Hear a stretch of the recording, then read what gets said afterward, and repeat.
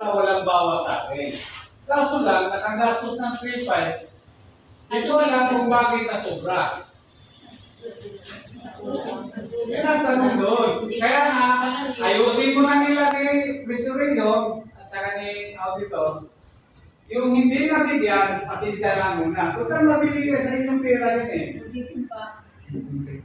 Ha? Pero payag kayo sa 3.5 na yun, lahat tayo bawasan. I-divide natin yun, yung 3.5 na yun.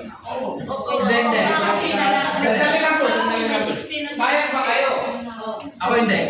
3.5 na yung boy, ang dami natin. Boy, pasensya na boy. Kasi naitulong na kasi natin yun eh. Walang tayong gawa doon eh, naitulong na natin yun. Ngayon, yung 3.5 na yun, ilan tayo? Ilan tayo? 56 na ito. Ito 56. pa. O, hindi ba ito 56? Siguro naman wala pang 300 yan, bakit sa atin?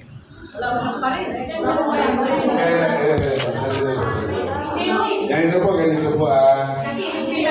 para maging malinaw. Ayon sa financial report, ang total na damayan po natin ng nagsimula tayo sa 20, may 10 punta, bali 20, umakit po tayo sa 50, naging 60. Yung 50 sa 20, pinagsama, yung 50, naging 50 yung 20. Di ba? Parang gano'n ang nangyari, di ba? So, ang nangyari po dyan, nakaipon tayo ng halagang 32,000. All in all collection ng damayan. Ang damayan lang yun. Ngayon, nung sinuot o kinuha yung inyong pera na nayulog ay sinuri ng buo, short, kulang. Dahil meron tayong mga tinulungan tao kasamahan natin. More than 3.5. Ewan ko kung magkano po. So, ganito na lang po gawin natin. So, next time around, siguro, by September, susunod na po buwan na yawan Diyos, maniningil po uli sa inyo ng damayan na 20 pesos at 20 pesos sa LTLTN. Considering na kung sakasakali, ito po ay pag-uusap ng may ano sa atin, 20, 20, 40. So, ano mga gagawin natin pag-uusapan mo ng mga opisyalis? Plus 10, buta. Ha? Plus 10,000. Plus 10.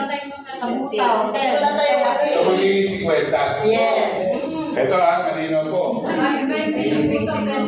Next September, magpapatuloy tayo ng 20 sa PLDL, sa ating 20 rin. 50 ang butaw, bali 50 ang buwan-buwan pa rin ang babay. Okay ba sa inyo? Nasa kamay ko, okay sa inyo? Nasa kamay. Paki-noted check. Sandali lang. Okay? Sandali lang, press.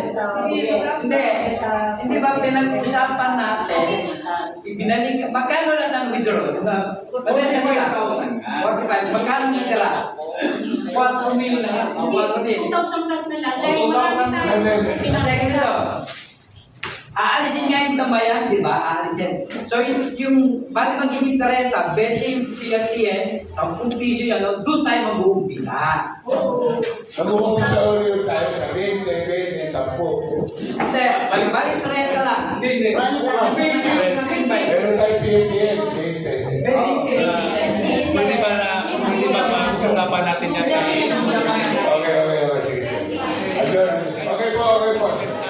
Okay. Sandali po. Next time, ganito lang po pag-usap ko. Pag-uusapan na lang po yung susunod. Anniversary natin eh.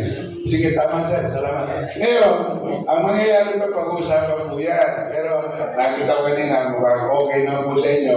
Ibibigay na lang po namin detalye pag nag-usap yung mga officer. Okay ba sa inyo? Ngayon po, kung sakali, ito po pahabol ko lang po sa inyo, dahil nag-contribution tayo ng 63,500, maaari magdadagdag po kayo. Kung sakali, tignan natin ang magiging sitwasyon. Dahil hindi tayo pwede iwasan yung 4,000 sa bangko. Kahit pa paano may pera po tayo. So pag-aralan po ng opisyalis yan, kung ano pinakamaganda dyan, pero asahan niyo po na yung pera, kung magkano inabot nyo sa samahan senior citizen pay 7, kung magkano nabigay nyo, nandabayan, 10, pero yung buto na 10, pero yung buto na 10, yung 30, naging, yung 20, naging 50, buo po inabot sa inyo. Ayos po ba yan? Ayos po. Yes. Nabuo sa inyo yung binigay. Yes. Okay? So wala pong pagkakautang o pagkukulang ng samahan tungkol sa kapirahan sa inyo. Malinaw? Malinaw. So ang mangyayari po, back to zero po tayo. Yung mangyayari, 20-20, yung 10 pag-uusapan pa, yung butaw.